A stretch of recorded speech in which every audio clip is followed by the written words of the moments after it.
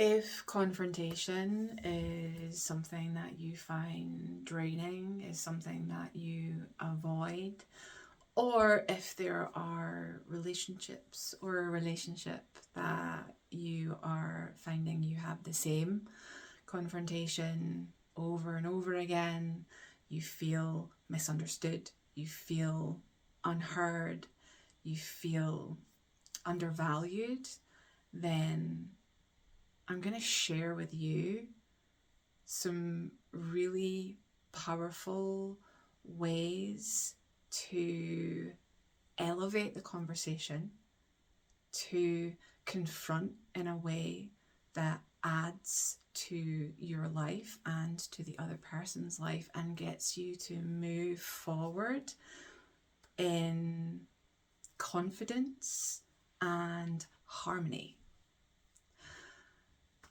So let's get into it. Now, I'm speaking through personal experience here.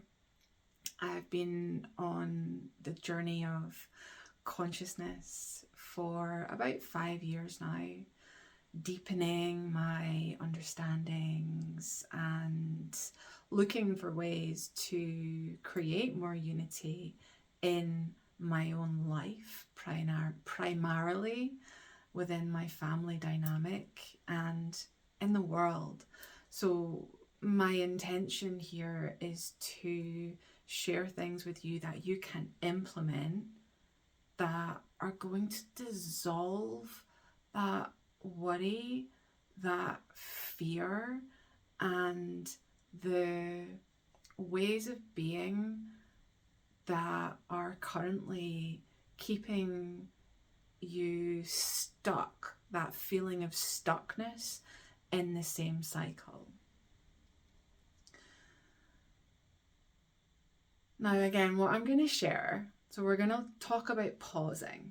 Pausing is the primary step to creating harmony and resolution.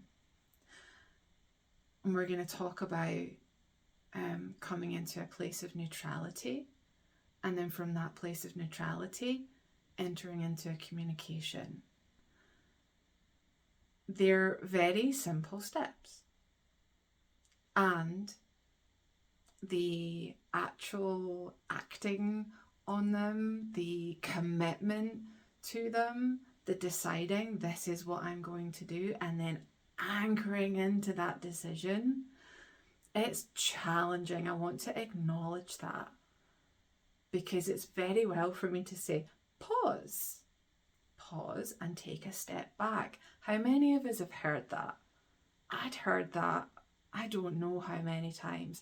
I even knew that was what I wanted to do, and I would still allow myself to get sucked into that energy dynamic of staying in a conversation that I knew wasn't going to create anything beautiful or lasting in the direction of what I want to build in my life.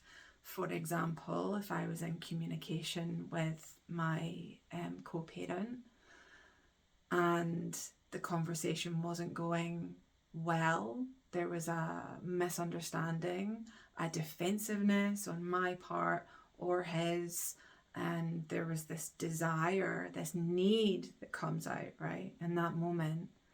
And this is what we get to identify. What's the need that I have? Is it approval? Is it understanding? Is it a need for this person to see me, to acknowledge me, to agree with me? And anytime we're in any of these energies, anytime we're in any of these ways of being, and what I mean by that is like how we're thinking and how we're feeling in a particular moment. So we can be happy and we can be disappointed, we can be frustrated, and it's always the energy that we're coming from that's going to get us the result ultimately.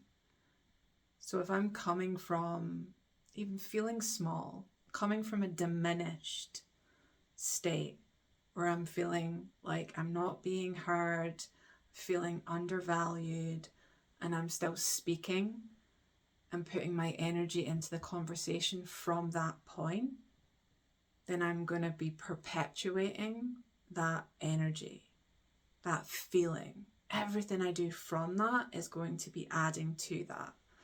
The same with frustration, because I think if you're anything like me, sometimes we can put on the calm tone. Who does this with their children? Will put on their calm tone, and underneath there's like this tension. You can feel it in your body, and it's, honey, will you please put your clothes on?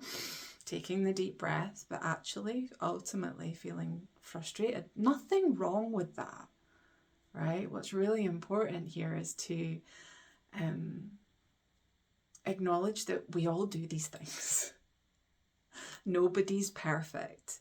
And when we stop trying to be and become very present with what is going on, that is, it's a bit of a side note, but it's the way that we get back to our power and our peace when we stop resisting these feelings. But coming back into our conversation about confrontation and conflict, and switching that into a collaborative experience. So power of the pause is really understanding. So when we can start to see that actually every action I take from this state, frustrated, pissed off, whatever the state is, every action I take from that, I'm simply adding to that. That's going to get me a result that I don't want. And when we can start to bring that into our awareness, the pause becomes a bit easier, because we're no longer acting only through our energy, right? Because it does, in the moment, it can feel quite good to release that energy that we have building up. The frustration, even the desire to feel seen, that smallness. It's like, well, I'm going to speak this in the hope that the other person is going to make me feel better. So there's like this release of energy, which is why the pause is so challenging and so powerful at the same time. So being able to say, I'm pausing this conversation right now. I want to have this conversation with you. I really, really do. And right now, I know that what I'm bringing to it is not going to be helpful, ultimately. I want to find a solution, and I'm not in a place to do that right now. So we're going to pause this conversation, and then you get to go away and have some time to feel what wants to be felt, to notice what it is that the need that you're feeling, and be able to give that to yourself. So if you need approval, if you need validation, really look for ways that you can give that to you. What can you celebrate yourself for? What can you acknowledge yourself for? And when we can shift into that way, it's naturally, the whole nervous system comes back into balance, and we can prepare ourselves for the conversation, right? Now, coming into the conversation, the collaborative piece. So confrontation as a collaboration. We're coming into, once we're in a neutral state ourselves, once we're in a peaceful state ourselves, we're coming into this communication that we're going to have from a place of, what can I add to this person's experience that is going to support them? I'll give you a tangible example. there was a moment that I had with my co-parent where I can't remember the exact context and details of the conversation, and that's kind of irrelevant, but there was a moment of me being defensive. And I felt it, right? I was like, being defensive right now. And so stopped the conversation and I went away.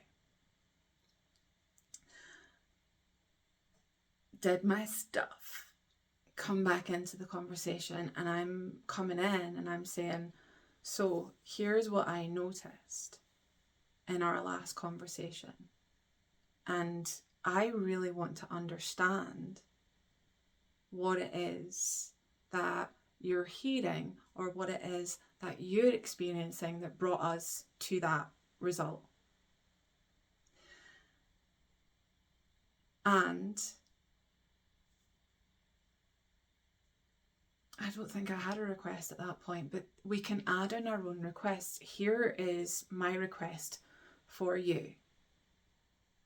And extending some acknowledgement and appreciation in that, genuinely, a little side note, genuinely, not from a place of like buttering up or manipulating in order to get what we want, right? And again, I speak from experience here because this stuff is subtle. It can get really subtle, the way that we try and get our needs met, which is why it's so important to, first of all, make sure that we're feeling full, that we have no need. So we're coming back in, we're looking for what we can add to the situation, a deeper understanding, an offering of, here's what I've noticed. So we can offer a criticism, if you like, from love. And again, I have done this. When we speak from love, it's not always received that way. It's not. People have their own things that they're dealing with, and we cannot control how people receive us. And this is where we start to come into trust of, well, I know where I was coming from. It may have not been received in that way in that moment, and that's okay. Because when we have a request that's coming from love, or a noticing that's coming from love, there's no need attached to that. We're simply putting that energy out into the world as a possibility. And if you're making a request of someone with an expectation that they will do what you've asked, you're not requesting. It's an obligation. It's coming from need, and people can feel that. So you'll notice that all of this is an energetics game. I'm not going to be able to give you a script for what to say to your partner, to your ex, to your business relationships, to your children. You don't need a script because you have your answers. And when you can come into this state of wholeness, of completion, and with an intention of loving the other person exactly where they are, of adding to the other person through this confrontation. So I'll just end on, the confrontation is so important because for a long time, I did my inner work, right? I would pause. I got pretty good at pausing, and then I would just do all of the work in here. What's the conflict in me? What's the need in me? But I wouldn't get into communication. I wouldn't do the confrontation piece because I've done my inner work. So that's going to be like reflected on the outside. And what I have found is that actually being able to come in from this neutral point, the harmony, the support, the connection, the unity that has brought is why I'm here sharing this with you. Because if I can accomplish that within the relationship dynamics that I have in certain places in my life, you got this. 100%. You got this. So I'd love to hear what you hear in this for you. Any questions, any takeaways, please do leave a comment down below.